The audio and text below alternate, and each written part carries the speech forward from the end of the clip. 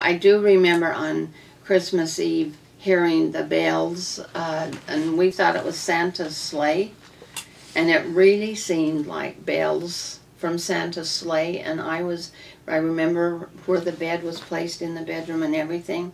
And many later years, in later years, Lynn told me, my brother Lynn, older, 9 years older, he had gotten up on the roof of the house and he was ringing those bells for us kids to think it was Santa Claus. And so that was neat. But Mom would make, she used not a gunny sack, a paper bag, and she would have a bag of candy and nuts for each one of us kids.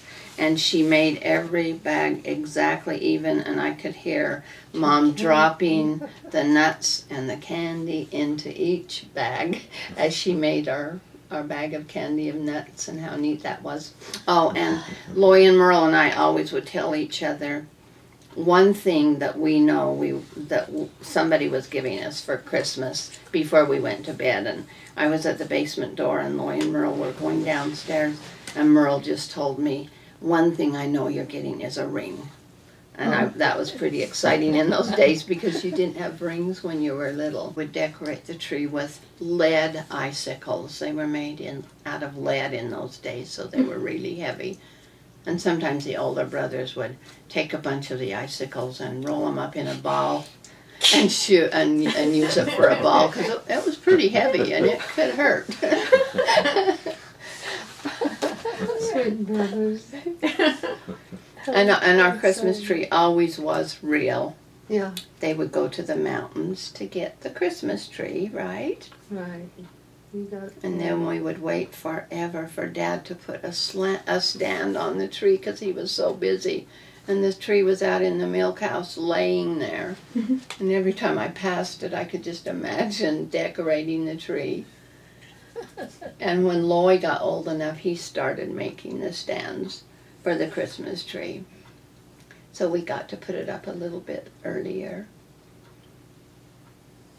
And Loy and Merle and I would get up early, and we would sit on the couch with the quilt over us and turn the Christmas tree lights on and just sit there and wait till somebody got up. And the older brothers and sisters, Dwayne and Lynn and Joyce, were usually out on a date the night before, and so they could care less about getting up early on Christmas morning.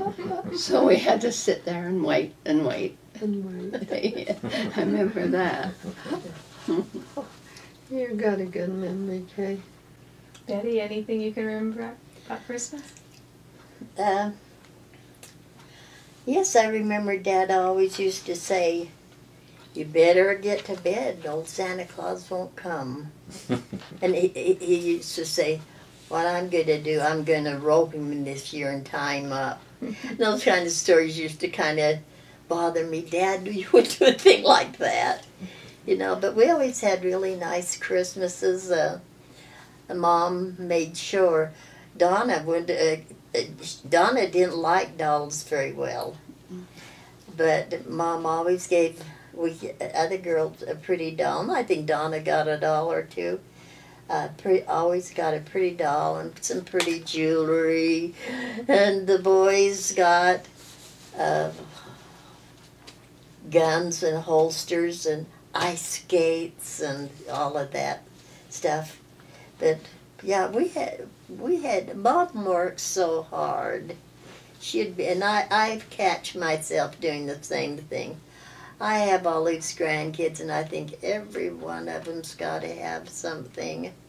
And there comes a time in your life when you get just a little tired.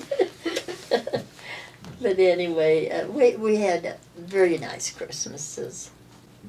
And I know Mom I got a doll for Christmas every year. Mm-hmm. And I know Mom made my doll's clothes by hand and the sewing machine, and I still have a lot of a little coat with the buttons, and it's lined, and a hat, dresses, and all the things Mom made, and I still have them, and I have them packed away with a note, and they're still in quite good shape.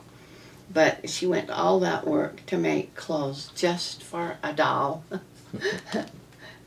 Just special parents. Oh boy. Oh, and I know I was always even happy if I got a coloring book and some crayons for Christmas and a doll. Mm-hmm. And I got a xylophone one year, which I still have. What's a xylophone?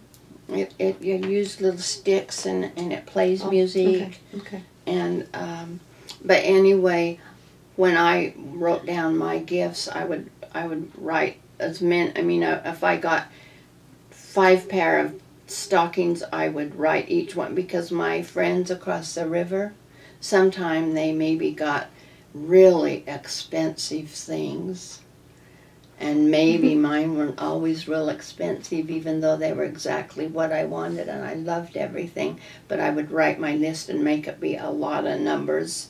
It wasn't that I was ashamed that maybe I didn't get great big important things, but I would tell, oh, we had telephones by now, and my friend Edith would always, what did you get for Christmas? So I could tell her, I got 28 things, or however many it was, because I remember that the number was really important. Mm-hmm.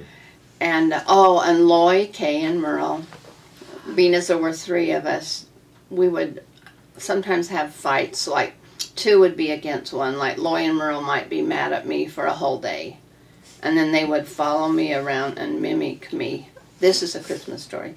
They would mimic everything I did to be obnoxious and make me upset. But so at Christmas, say that maybe Merle and I were mad at Loy, so we would we'd have the presents already wrapped, the things from the kids, under the tree, and so we're mad at Loy, so we'd go get a present and open it right in front of Loy and we'd each say, this is what you were going to get for Christmas, Loy, but you're not going to get it now. And so we would play with it and everything right in front of that person. So that was kind of fun. And then we would go wrap it up again and put it under the tree. Oh my gosh. We went to all that work. You could just make it last and last and last. That's pretty cool. Oh my gosh.